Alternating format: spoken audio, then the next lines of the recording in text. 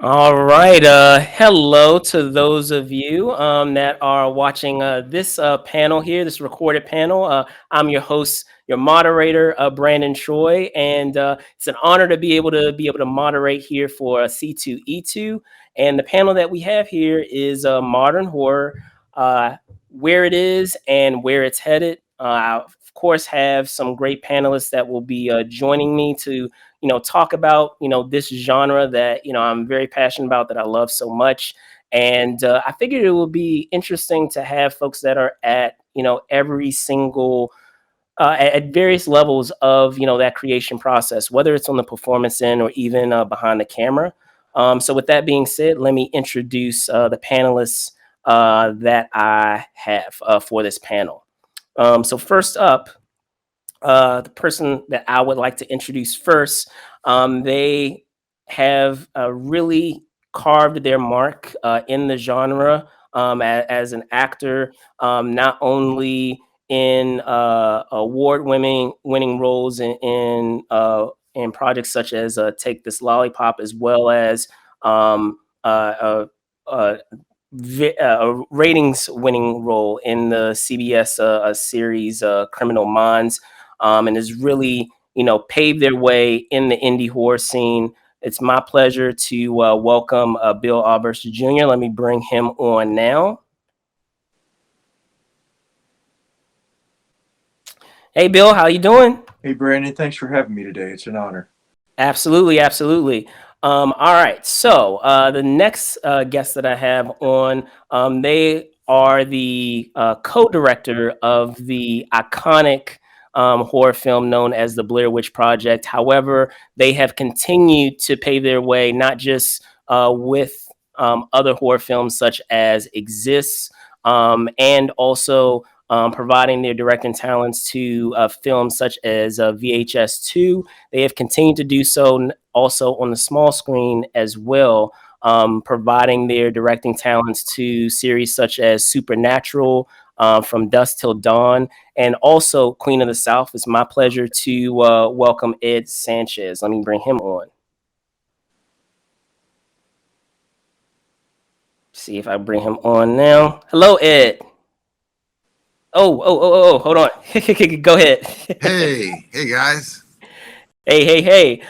So first off, guys, as I said, this is a recording of our panel for modern horror, where we are and where it's headed. So we're actually recording this on the weekend of Thanksgiving break. So first off, thank you guys so much for joining me on this Saturday of Thanksgiving. I know you guys are busy. How has your holiday been for either of you?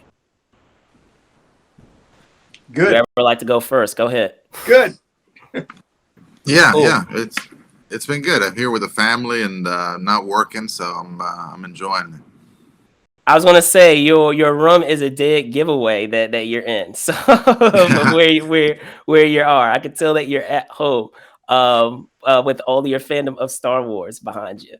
Yes, this is my crazy Star Wars office and my crazy Star Wars basement. It's basically hoarding, you know what I mean? But you know, I'm trying to cut it down, but I don't know. Cool. It's a major flaw. No, I hear you. So with that being said, gentlemen, I know it's not. It's. I'm gonna just to start us off. I feel like a good starting off point would be, how what the last 18 months have shown us in terms of the way the industry is. And I'm not gonna harp on it, but I feel like it is a good starting point of what the pandemic has shown us in terms of the new era that we're in. if we're backtracking to a generation ago of thinking, gosh, it's crazy to think if we're thinking 30 years that we would be in the 90s, but the 90s and how each decade, brings about its own era of horror. So, with the 90s, where we kind of had I guess you can call it a reset, if you will, or I guess you can kind of say a hangover from the 80s, where we had a lot of the what is it, slasher films, and we had a lot of films that were, creature features, and we were getting practical effects and things like that. And then as we're entering the 90s, things are becoming, far more meta, where things are becoming more, real in terms of the appetite for horror, where folks are there's a fascination around that time of serial killers, and that idea of real horror versus, something that may have a supernatural bent, if you will. And as we're entering like the new millennium, getting into other subgenres, as we're getting into like the whole, torture porn thing, where we were getting a lot of those films that were dealing with torture and those elements of contraptions of things people they get themselves into. And then in the 2010s of having a lot of those, like, I feel, reboots and sequels that we were getting. And now here we are, we're at a time where theatrically our theatrical window that we're seeing with a lot of our films is drastically changed from what we're accustomed to, just by virtue of, people being at home, far more than they would normally be accustomed to, and how we've seen a rise in, what's being done digitally, and that streamer war that we've been having. So, and talking about that, just kind of just giving that quick spark notes of what we've seen over the course of these 30 years, where we currently are. For each of you, where you guys stand, whether it's, Bill, with you in front of the camera, and you, Ed, behind it, what has been fascinating as we've started to see. I feel like we always knew that the streaming thing was coming, but I feel like the pandemic kind of sped up that clock. So for either of you, what has been fascinating thus far where we currently are? Let Ed go first. Okay. All right. I knew you were going to say that, Pressure. Bill. No pressure. I think, I mean, it's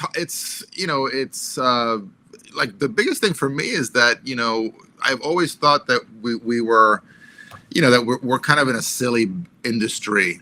You know what I'm saying? Like, we're not like curing, cancer, or, not, and that's why, like, for me, it's like always trying to be cool. There's no reason to be an ass and act like you're doing something important. I mean, we're just making films, we're just making these little TV shows, but the pandemic, I think, kind of showed us, everybody, how important that, these stupid little things that we do, that Bill and I do, it's like, people crave just escape, especially during this pandemic, during hard times. And, it seems like, just like during any time, any really kind of economic, problems, or any kind of worldwide problem, like during the, just the Depression, like there's, the movie making, people still went to the movies, I'm saying, as much as they could.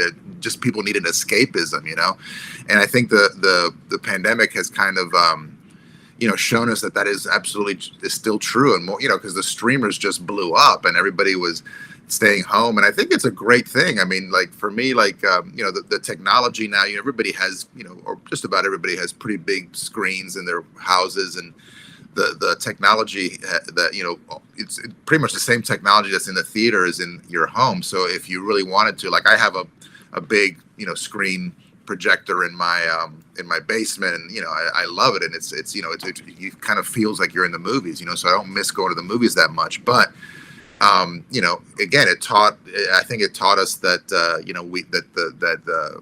we really love our movies and our silly TV shows.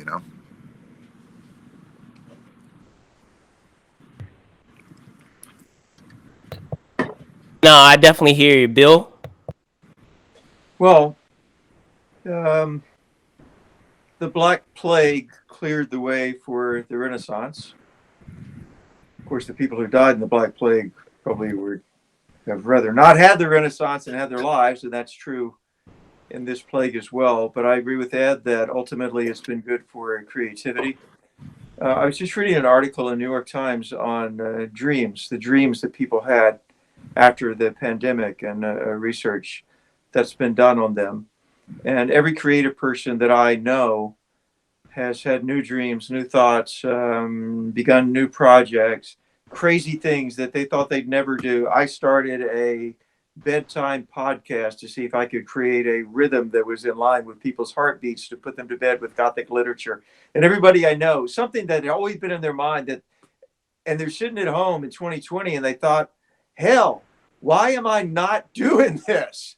I can do it in my pajamas. So I think it's been good that way. And two, it has reinforced something that Ed touched on, and that is that everyone can create.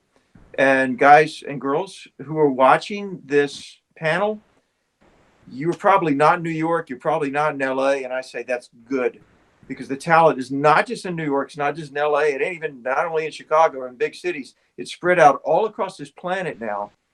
And what has happened has made me feel creatively more like a planetary citizen, because I also was consuming things that I never would have taken the time to watch, made by people all over this planet. So you can hear my hope that something good will come out of all of this, although I'm as frightened as anybody else. But creativity, it's like a boxer, man. You knock it down, it gets back up. It gets back up. And the way that we've learned to shoot on these damn COVID sets, I hate them as much as anybody, but we've learned to do it. You do what you have to do. And I agree with that. I think ultimately it's been a good thing and a jolt in the arm for creatives. For sure. And I guess one thing, and you guys have, commented on it already, like teased it, is just that idea of it's been fascinating. And maybe I'm just perceiving it just on my end as a viewer that's consuming it, is how perhaps by having it in this platform, is that it's kind of changed, also affected how much of it as well, how we're consuming it. I know you guys kind of teased it just now, where we're seeing a lot more stories that are long form storytelling versus something that is just a basic, 3-act structure, where we're just getting like a basic story that we only would have for 90 minutes or 120 minutes, versus something that might be a mini series. Like one thing that comes to mind immediately for me is I don't know if either of you guys have seen it, but Midnight Mass like recently comes to mind for me. And even thinking of like long form storytelling in terms of maybe stories that you guys are thinking about doing, maybe based on, the interactions that you guys have had on from either way that you guys are telling these stories.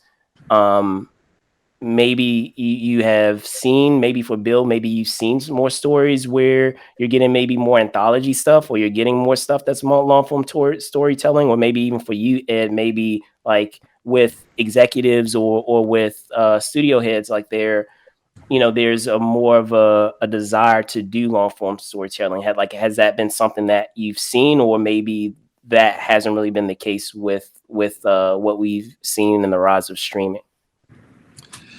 Yeah, I'll answer first again. Yeah, I mean, it's definitely, I mean, like indie cinema and making feature films and actually trying to make a living in feature films has been harder and harder.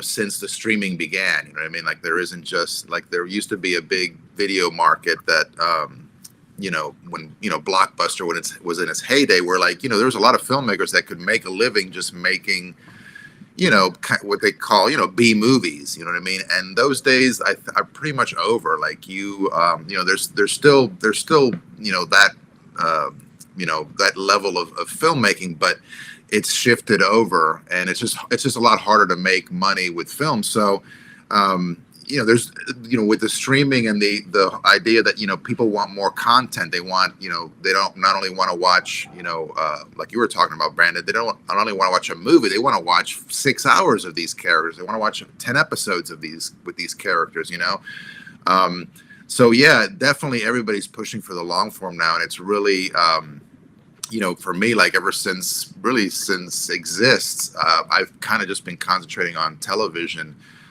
directing TV, and pitching shows. My partner Greg Hale and I pitch a show, like probably 2 or 3 shows at least every year. And we've gotten some traction. We had a show at Stars. We had a show at Apple TV. None of them have been greenlit yet, but that's kind of a thing. But yeah, long form is the thing. And things like Midnight Mass, which I haven't seen yet, but I've heard it's really, really great. I'm looking forward to watching it. I think that's just a great, there's these kind of one-off stories. I think there's there's a lot of traction with that. You know what I mean? Of the idea of like that, because a lot of times you get an idea for a TV show or something that that could be a TV show, but it doesn't have the legs to do several seasons. It's just kind of like a one-time story, but it's too long to tell in a feature. I think it's the fact that all the streamers are looking for kind of long form, and they're also open to kind of mini series, like one-shot things. I think it's really positive, and the fact that there's so much talent now, have shifted to television, and streaming, where back in the day, TV was kind of like no man's land. It was kind of like if you couldn't make it in film, you kind of ended up in TV. That was kind of the unfortunately, that was kind of the stigma that it had. And now it's really the opposite. I think that television and streaming, they're doing so much more interesting stuff, and I found like the the big hits, like the Netflix hits, like that one from Korea. What the hell was it called? The Squid Game, right? Or what was it called? Yeah. Yeah, you're right. Yeah, and then the one from Spain, which was about the bank heist, or what was it called? Money Heist.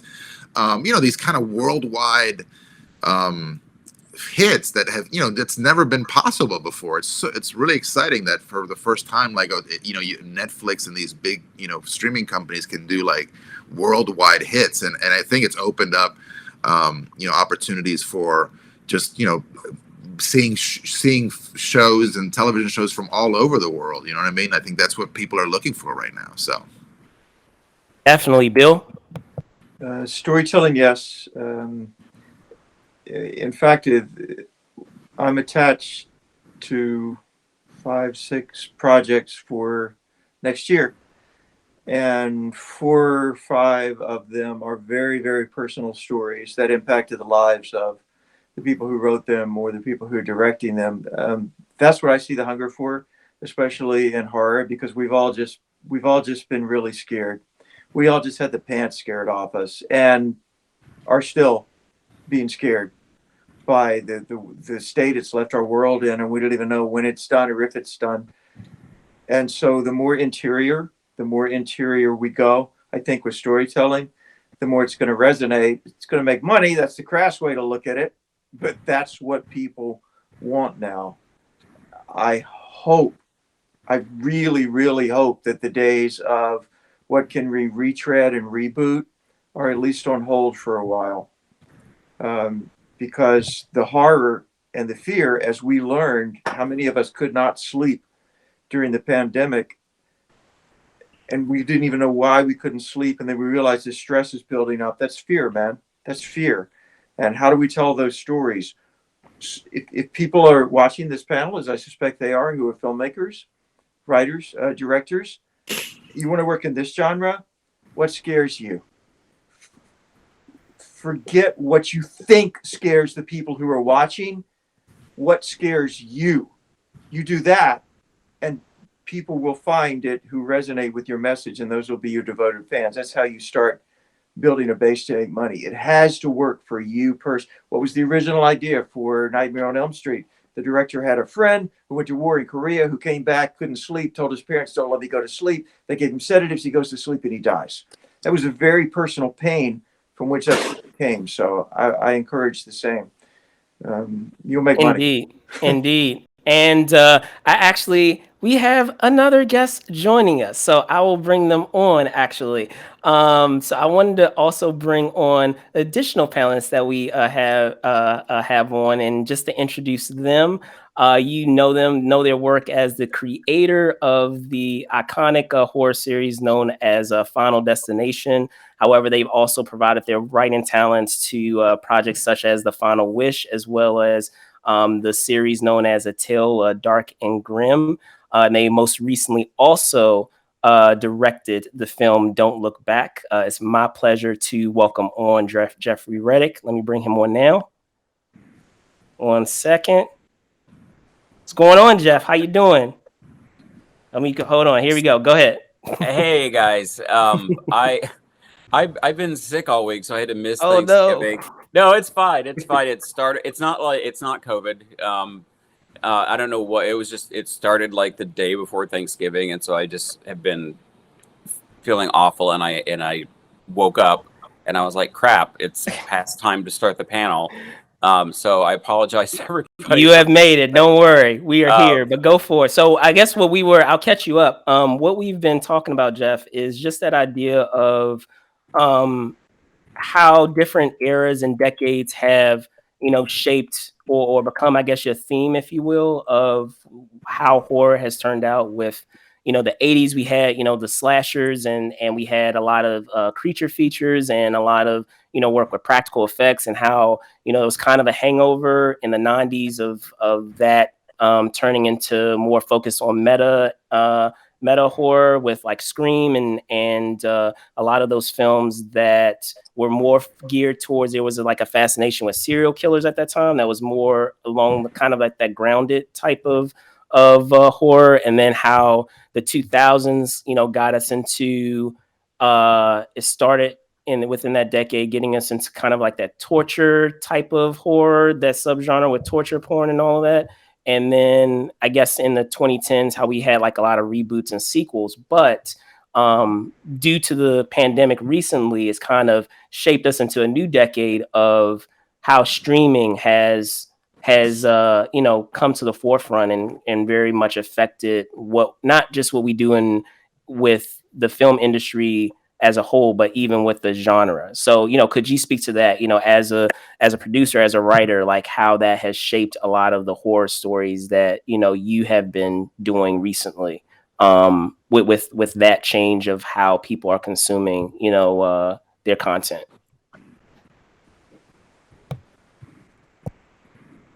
Anytime you're ready, go ahead. Yeah, and it's funny because I heard I came in for the tail end of Eduardo, and I heard Bill. Oh, can you hear me? I'm talking. Oh, guys, can you hear me? Yes, I can hear you. Go ahead. Cool. No, I came in at the tail end of Eduardo and heard what Bill said. Okay. So I'm sure that they probably covered a lot of the same stuff that I would say, but I do think that it's about trying to find stories that are important to you, because like Bill said, we've been through so much like real life horror and stress and fear right now. I think from a creative point of view, I'm right on the spot with what Bill said, as well as write what scares you. I think that's always what's been important for us. Like I think too many times people kind of chase a trend and not realizing that by the time a movie's come out and started a trend, like business people in Hollywood or wherever, they've already known, okay, we have this movie coming out that we all think is going to do really well, and so they're gathering up scripts like that. So if you're trying to catch up with something that's come out on the screen, you're almost going to be a day late to the market, because the film's going to be flooded with kind of imitations.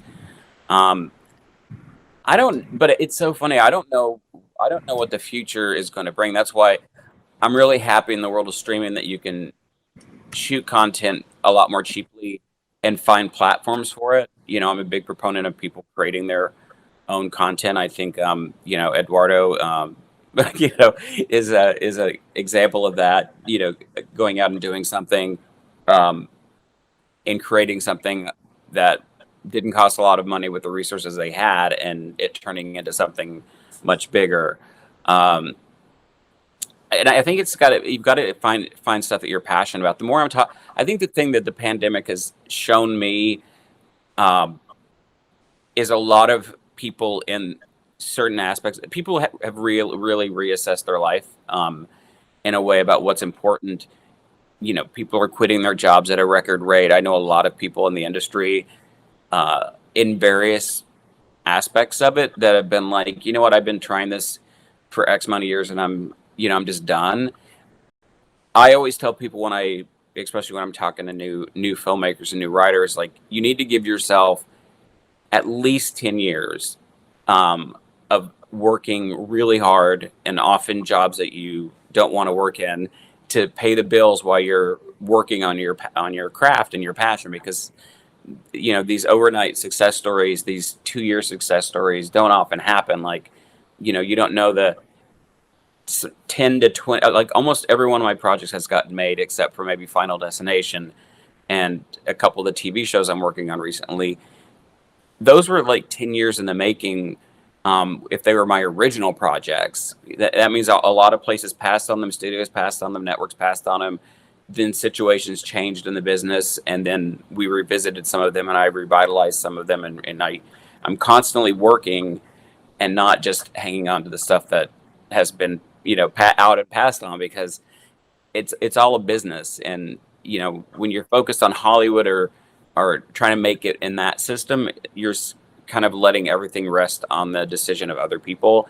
And sometimes the pass comes for something as simple as, you know, the executives having a bad friggin' week, you know, or they have their own passion project about a topic that's 10% similar to yours, and they're like, well, we can't do this one because it might conflict with my other one.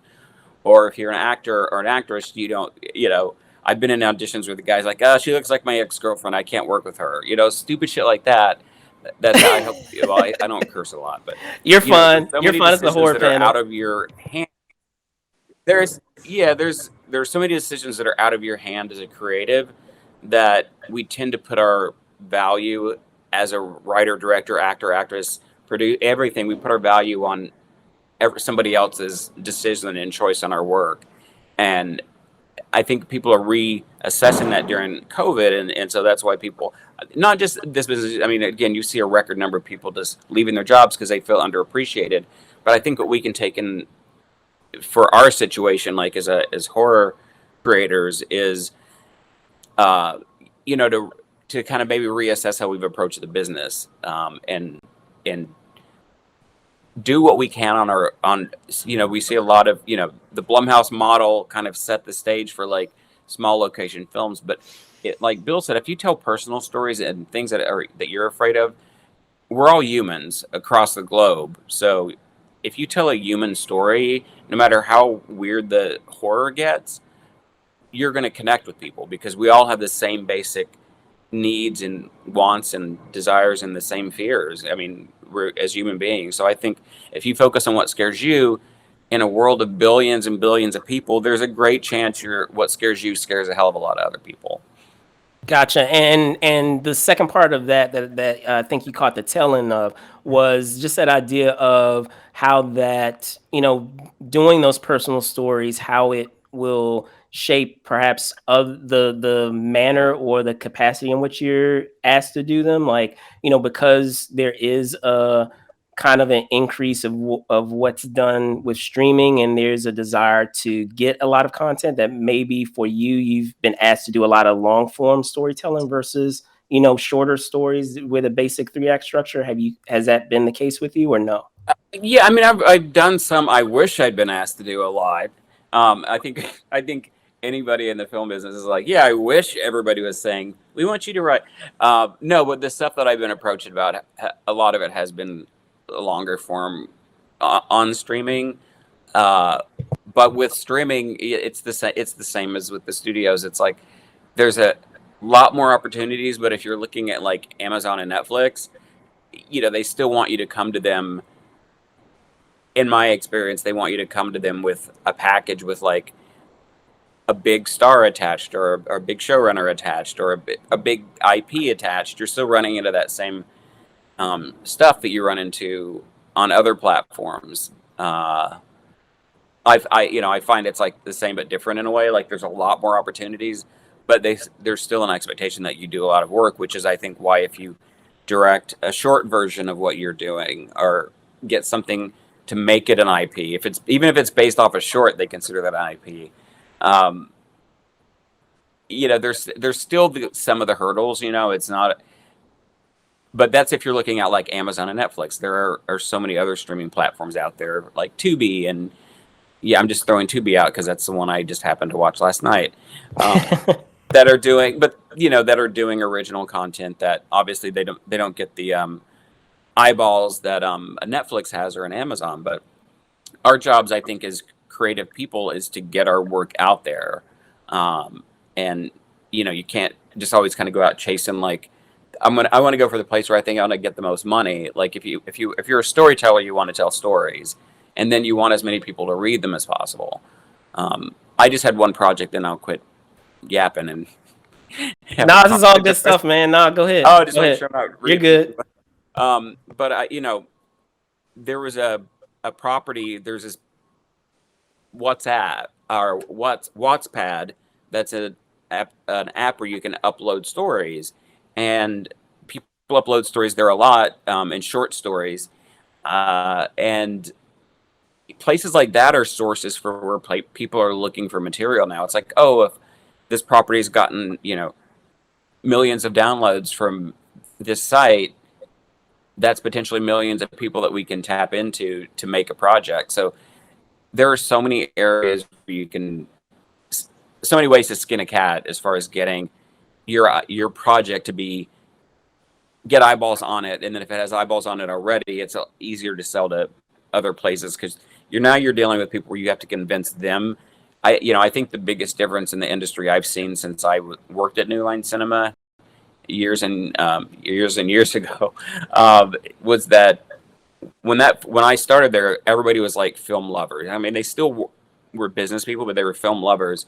And then I've seen like the business, even at New Line, when it got sold to Warner Brothers, and then more business people started getting in more key positions. So it's become the business side of show business at the higher level, like the studios, is very much a business. That's why you see the remakes and the IPs and the questions like that. Is they're coming from just a business point of view. It's like, how did these numbers compute? And you're like, this is the most creative original script I've ever seen. They're like, yeah, but numbers, quadrants, and you're like, oh God, you just went to business school, didn't you? So again, it's dealing with that, but the positive side of it is, with the technology that we have today, we can create stuff on a budget that looks like a studio film with your iPhone. It's crazy. No, for sure.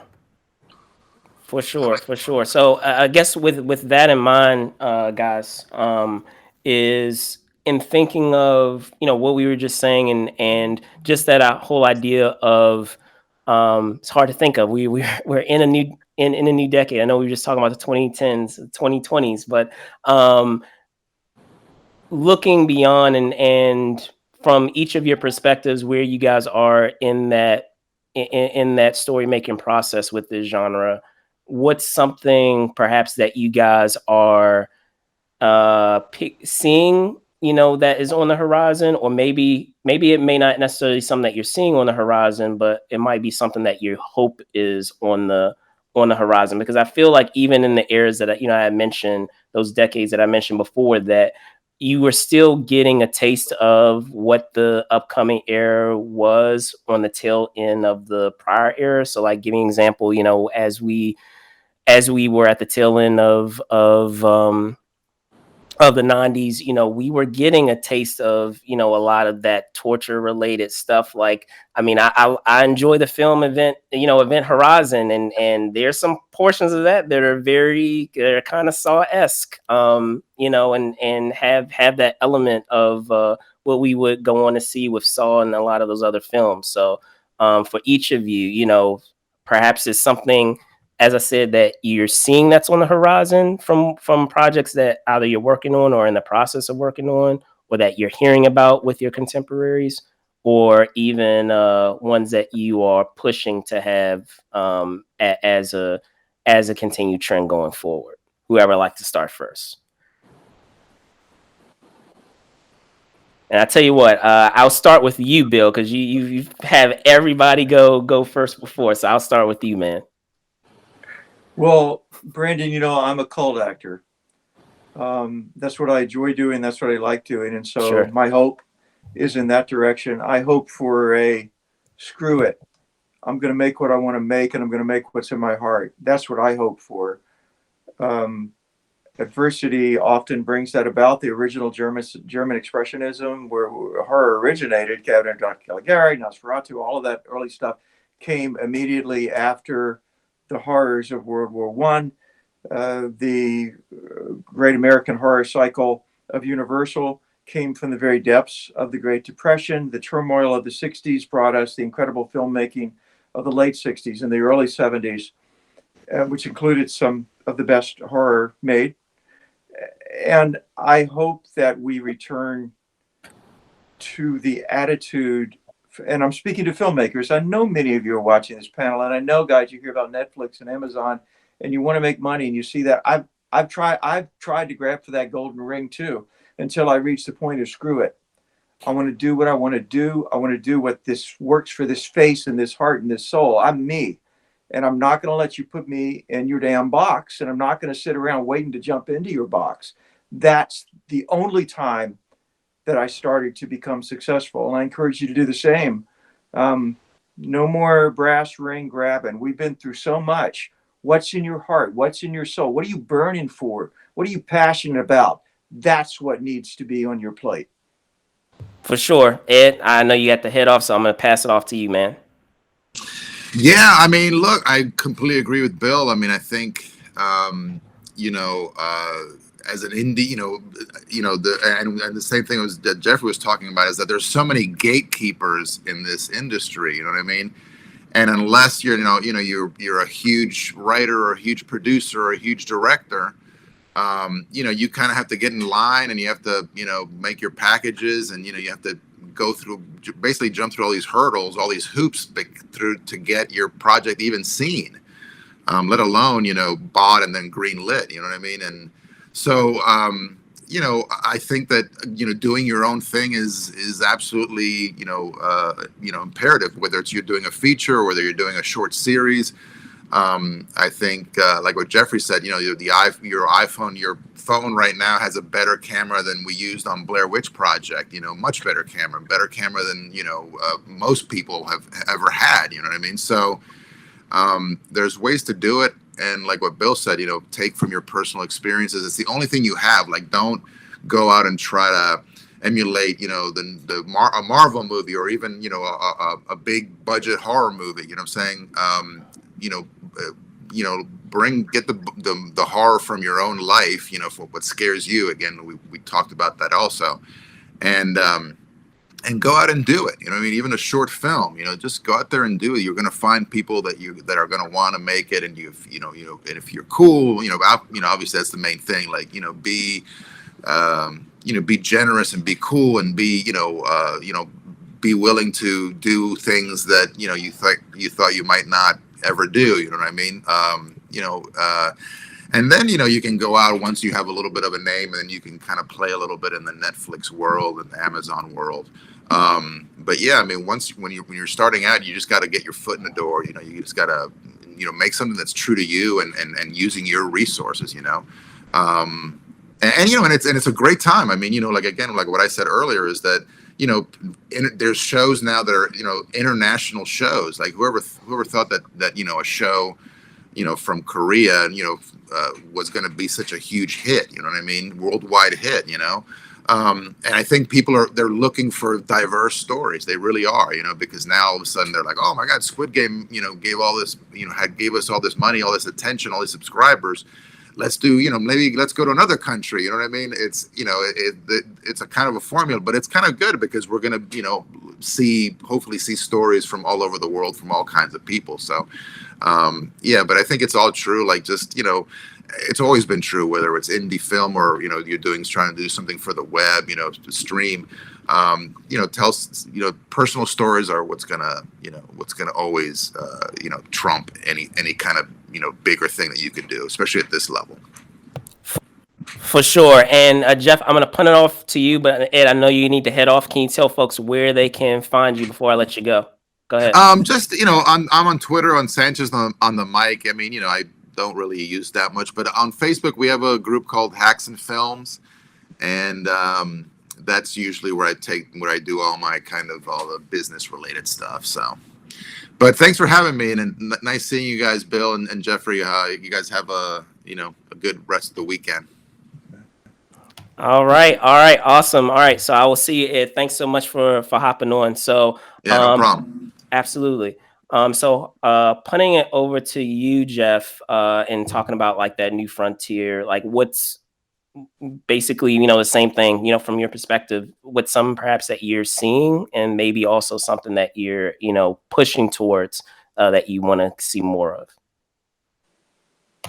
This relates back to telling personal stories, but something that we're seeing, is like Ed said, is like hearing more diverse filmmakers. And when we say diverse, people tend to think, America black and white, which is not the definition of diversity. It's hearing from everybody that we haven't heard from before. And I think horror fans have been especially open to that. I think a lot of horror films that we've revered throughout our lives have been from like other countries and other cultures.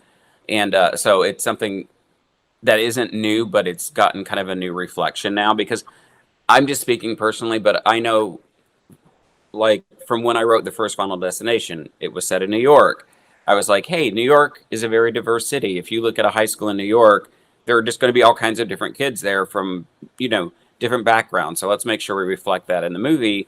And the movie came out, and there was no diversity at all in the film. And I'm like, it's set in New York. I know it's shot in Canada, but it's set in New York. And we finally got Tony Todd, which was great.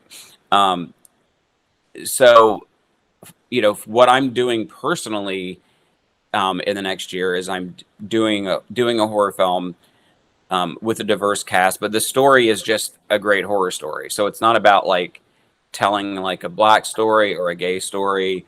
It's just about telling a good horror film where some of the, where the characters just happen to reflect a segment of society, where we're not just focusing our camera on the pretty white teenagers getting killed, but we move the camera over to those pretty other people that aren't usually the focus of the story, but it's still just a good horror story. So I think that's something that's important to me personally, is telling stories that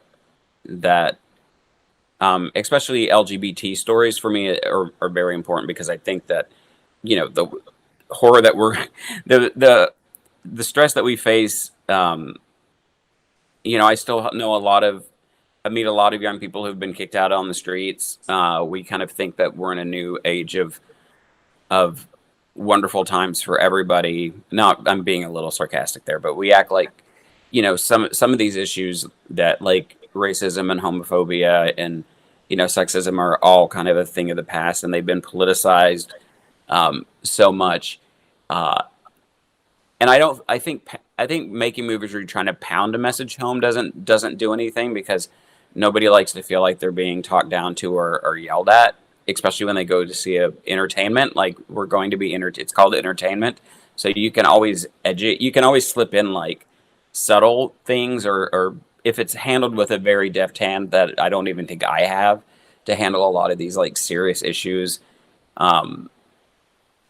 If I really just made it so heavy on the issue.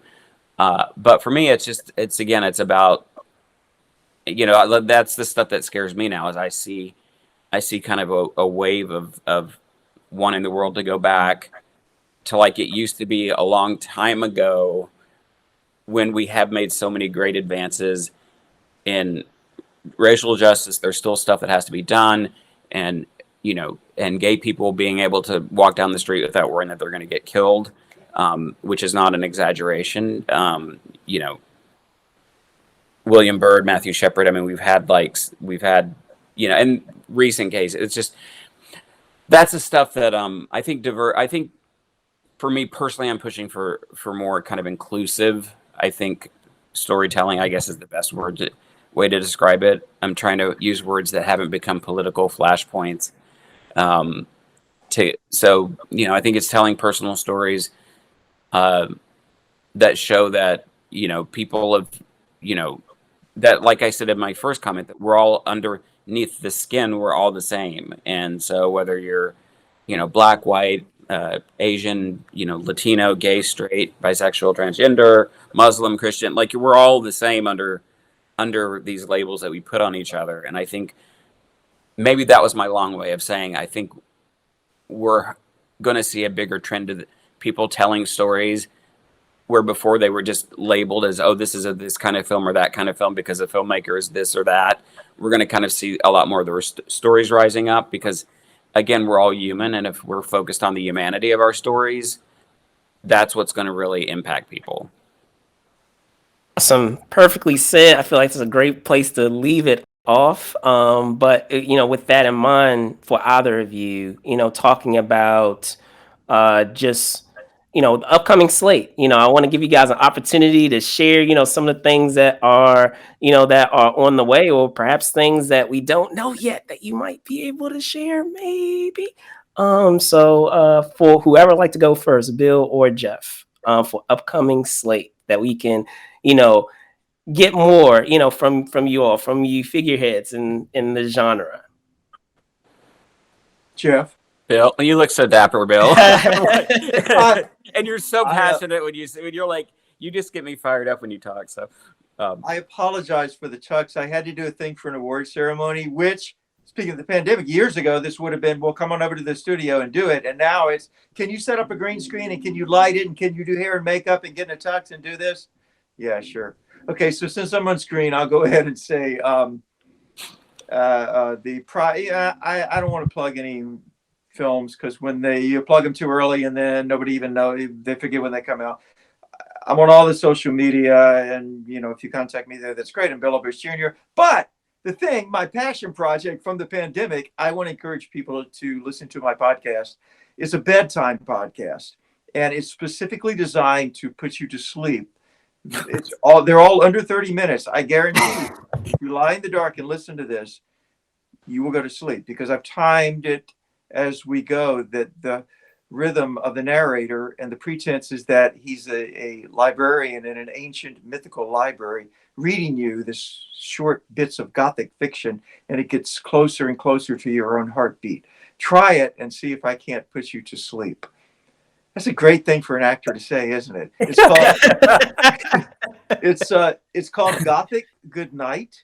It's on all the platforms. And if you want to start with any one episode, I would start with The Phantom of the Opera, because I had a horrible nightmare before I had that. And I got up at like 3 a.m. and started The Phantom of the Opera episode. And there's a lot of my heart and soul in there. So that's Gothic Good Night. Check it out. Cool beans. Jeff? That sounds brilliant. No, I can't top that. No, I think right now that, the thing that's on there that I'm really excited about is A Tale Dark and Grim, which is the animated show based on the book by Adam Giddich. It's really fun. It's a 10-episode, half-hour animated series that has a kind of a funny, irreverent take on the Grimm fairy tales. And if people haven't had a chance to watch Don't Look Back, which is the film I directed, it's a more of a thriller than a standard horror, like a straight up horror film, which I'm doing my first slasher film next year, which I'm really excited about. I was excited about doing this other one, but I know people expect horror from me. So directing wise, I probably should have picked a super straight up horror film to do. But I'm excited to do a slasher film. And nothing. I know people keep asking me about Final Destination. I do know that there is one in development at the scripting phase. So I have to be very clear. It's at the scripting phase right now. There's always rumors that they've already decided which draft they're still working on it. So they honestly will make it. I'll know when they have something decided, but we're still at the scripting phase. So there's not going to be another Final Destination, because it takes, many, many months of pre-production and shooting and then post. And so we're not going to be seeing one anytime soon. But there's one definitely in the works. So there's no chain yanking about, just kind of tease people. Like there is there is one that everybody's actively working on, but it's just at the script phase right now. Cool beans.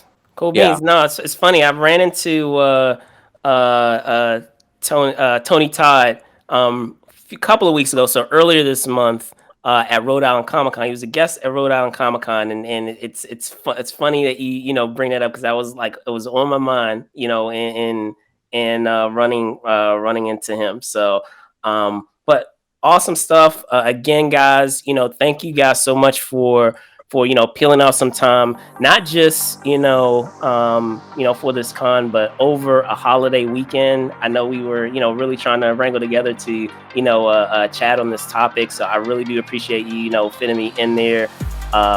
With that being said, I'm your host, your moderator, Brandon Troy, host and co-creator of Moves and Shakers Unlimited. I want to thank my guest, Ed Sanchez, who is already headed off, Bill Oberst Jr., and Jeffrey Reddick. Thank you guys so much, and I'll see you guys soon. All right. Have a great holiday weekend. Take care, guys. You as well. Thank you.